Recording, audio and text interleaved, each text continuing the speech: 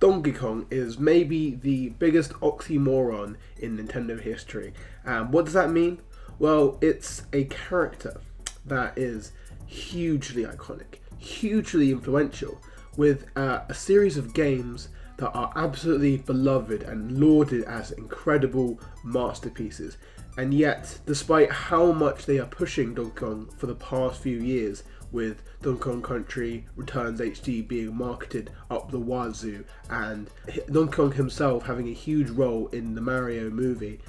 But despite this, he doesn't have a brand new game, and he hasn't had a brand new game in over 10 years now. The last new entry was Donkey Kong Country Tropical Freeze for the Wii U, and since then they've only given us ports and no other entries. And of course, this is probably down to the fact that Retro Studios have been pretty preoccupied initially with a new IP that got cancelled, and then they were handed Metroid Prime 4. However, despite this, we do know that Donkey Kong was going to have a game, and it was going to be outsourced to Vicarious Visions, and Activision pulled the plug on it. So clearly, internally, there is a push to, make Donkey Kong a thing again, to give him a brand new game. But when exactly will that be? And as we enter the final few days until the Nintendo Switch 2 Direct, I think this is probably the last time that we can truly ask, what is going on with Donkey Kong? Because I think that this time next week, we will know what is up with Donkey Kong in some capacity. That's my opinion. Be that a new game, be that another possibility. But as a big fan of Donkey Kong games myself, I love the Country series so much. It's near and dear to my heart. I have been really, really desperate for a brand new entry in this series for a long time now, and I think maybe it's his time to return. Donkey Kong is no stranger to being in a weird spot when it comes to its own identity and in terms of having long hiatuses, because the original Donkey Kong Country series was itself a reinvention of the character of Donkey Kong, because before, Donkey Kong wasn't really seen as he is today, really. I mean, Donkey Kong in Donkey Kong Country isn't even the same Donkey Kong from that original arcade game, but it was kind of Rare's answer to Super Mario World, and kind of their answer to Nintendo's premier 2D platforming series. And not only did it push the limits on what a 2D platformer could be, but it also really pushed the limits on the SNES as well, because the visuals and the graphics for Donkey Kong Country were absolutely revolutionary at the time. And I think that Donkey Kong Country games reinvigorated Donkey Kong as a brand and made him quite popular. And obviously these games have occulted a very strong fan base, including myself.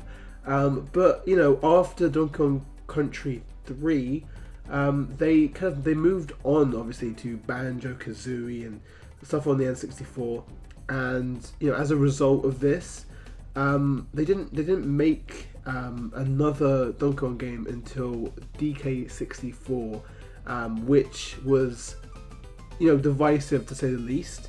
I haven't played it personally, but I've heard many people absolutely adore it. Some people hate it, but I think it further implemented that brand, that Rare charm to Donkey Kong, and I think a lot of parts of the identity of Donkey Kong are kind of created from DK64.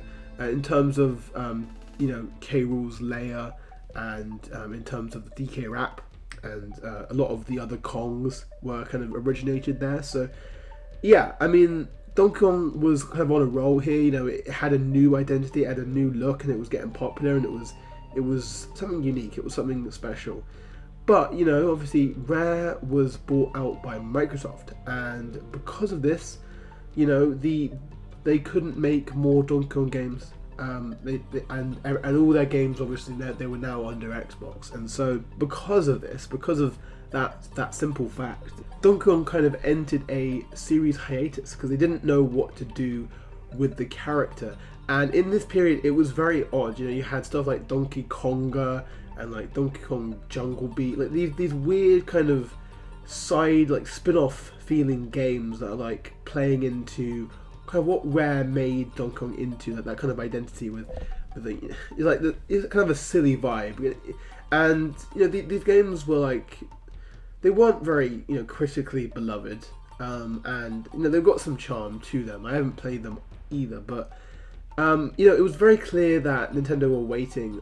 Really, they were waiting for a moment to bring back Donkey Kong, but they didn't have the developers for it, and so because of that, they didn't rush to get a developer. They just kind of waited and waited, and it didn't take until 2010, which I believe was like maybe 20 years later, finally time for Retro to finally pick up the slack and make a new Donkey Kong Country game for the Wii. And this was a pretty big success. I think it sold incredibly well, and obviously that then spawned Tropical Freeze as well.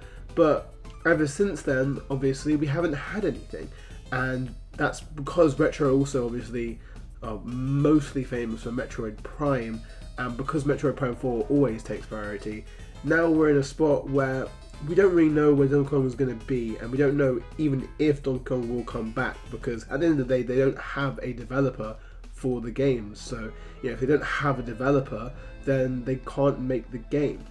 So what are they going to do, and why am I so confident that we're going to see something soon? Well, I think that maybe Metroid is a 2D Metroid in specific is a great example of why I think that it's just an inevitability. Because obviously Metroid Dread, I think the 2D Metroid series was developed by, I believe, Intelligent Systems. Obviously they are Fire Emblem, Paper Mario, WarioWare, and that's a lot of games to have on their plate, I suppose, and so for a while it would take a while for them to really justify making a new 2D Metroid entry, because the game didn't sell very well. They didn't sell very well, and so they were quite niche, and so obviously Fire Emblem would take priority, and obviously Paper Mario would take priority, and so they didn't really get the chance to make these new entries. But when I think in the Switch era, they decided, they started really outsourcing stuff and working with other partners to make their games. And Mercury Steam, an independent developer, a studio that they made some Castlevania games at some point, but they weren't really that super duper well known. But they were given the reins to make a remake of the Return of Samus, Metroid 2. And because of that, and because of the success of that, they also went on to develop Metroid Dread, which is the latest in the timeline for Metroid, which is really, really exciting. And the future of Metroid is great, and that's not the topic of this video, but I think it shows that Nintendo can outsource, and they can find different studios for the games that they want to make. And we've seen this first hand for Donkey Kong, as I said before, because Activision were going to be publishing a Donkey Kong game made by Vicarious Visions, and they had an entire pitch for it, but it never got made because Activision pulled the plug, and it was at the start of the Switch era, and so I think there was maybe a little bit more of a stigma around Nintendo, and maybe now it wouldn't have been cancelled, but the truth is it has been. And so there is clearly an interest Nintendo have in outsourcing. But if that is true, and they are interested in outsourcing, why is it taking so long? If this project got cancelled at the start of the Switch era, why are we sat here 8 years later and absolutely no sign of Donkey Kong? And yeah, I mean, that is something that I can't really explain up front because I don't know what's going on behind the scenes. But I do have a couple of theories. Rare are still obviously developers that Microsoft own and use, but the people that work there, a lot of them have left, and they formed a team called Playtonic, which you might know for Yooka-Laylee and the Impossible Lair. Now, these developers, they're pretty talented, obviously. They worked on the original games that everyone loves so much, the original Donkey Kong Country games, the original Banjo-Kazooie, and so I think there's always kind of like a keen eye on to see what they're doing. Obviously, the original Yooka-Laylee was not exactly universally beloved, but the Impossible Lair was actually widely critically acclaimed, and it is essentially a new Donkey Kong game, but with a Yooka-Laylee skin. what are the chances that Nintendo decided to approach Playtonic and ask them to make them a new Donkey Kong Country game?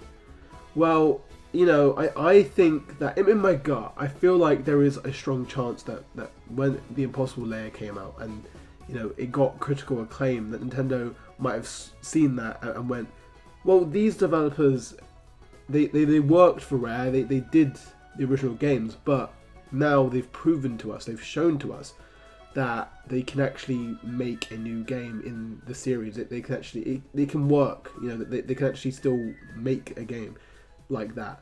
And so they approach them, they give them the IP, and I think it fits with the way that Nintendo have been working with not even just third parties but also independent studios as well.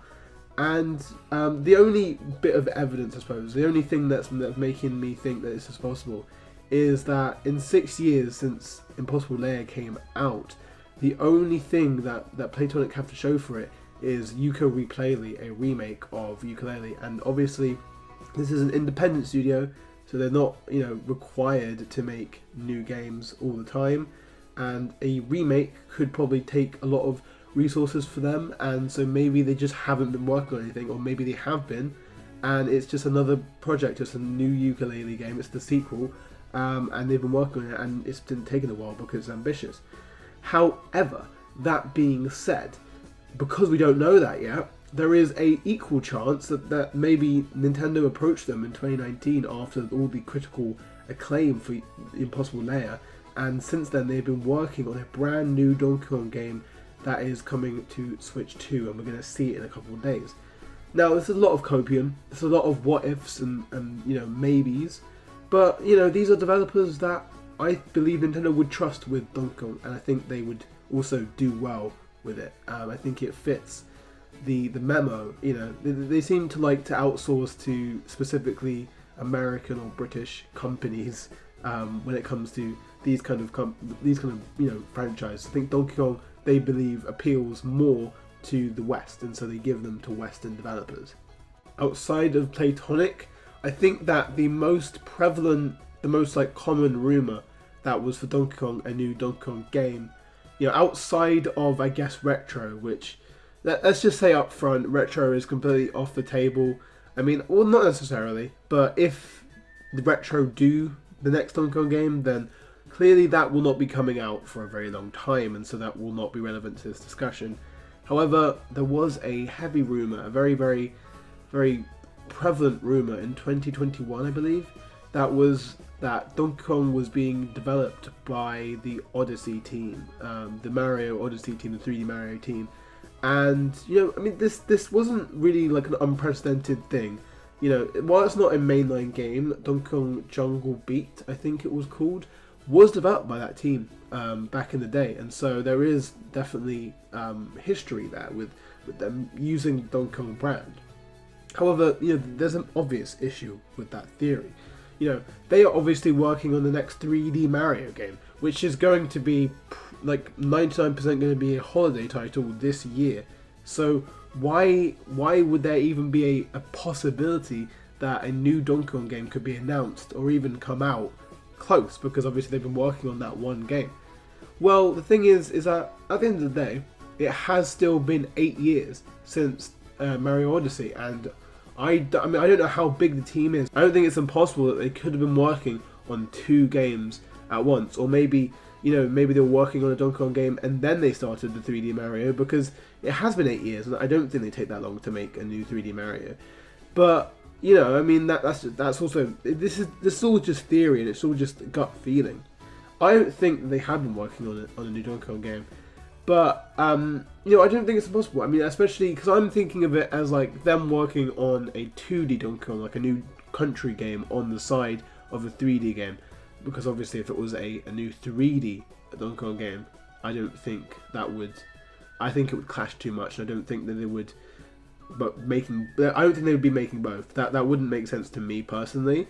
But, it's I think it's the fact that the rumours were so prevalent and so loud back in the day. It's there has to be a reason why those rumours existed. There has to be a reason why, and so that kind of brings me to another theory, And I don't like this theory personally, but there has been a lot of, like, I guess, kind of chatter about the idea that the next 3D Mario is actually going to be a crossover between Donkey Kong and Mario. And obviously I had this obviously mention this in his theory. He thinks that it's going to be a crossover game with both of them. And, you know, it's possible. I think it makes sense. I mean, I think that the rumours coming from, like, them people internally seeing Donkey Kong in a 3D game or whatever and thinking, oh wow, they've been making a Donkey Kong game. Truth is, it's just a part of the new Mario game, which is a crossover of both. That's probably the most realistic, you know, thing for why people thought that back in 2021. And so, you know, it's possible that that's what this is going on. But I think that would spell not disaster, but like panic for the Donkey Kong series, because at that point, is Donkey Kong being assimilated into Mario fully? Are they bridging the gap there and not letting the two series be separate? And that's kind of why I'm not sure if it'll be a crossover, because I don't know if they want to keep them too close. I mean, obviously they always will cross over and they always will be part of the same universe. But, you know, I mean, even in Super Nintendo world, that Donkey Kong Country world was specifically based on Returns, which is a separate game that has no connections to Mario. And so, you know, it's just one of those things where, like, I can see the reality where somebody saw them developing the new 3D Mario and it was all a crossover between Donkey Kong, and so they saw Donkey Kong and they were like, wow, okay, they're going to tip off people that they're making a new Donkey Kong game. But the truth is they weren't, they were just making a crossover game. And so I'm really hoping that this is not the outcome, because I would be very worried about the future of Donkey Kong. I think that maybe it would imply that we're not going to get a standalone Donkey Kong game, and that maybe Donkey Kong is going to live on through Mario.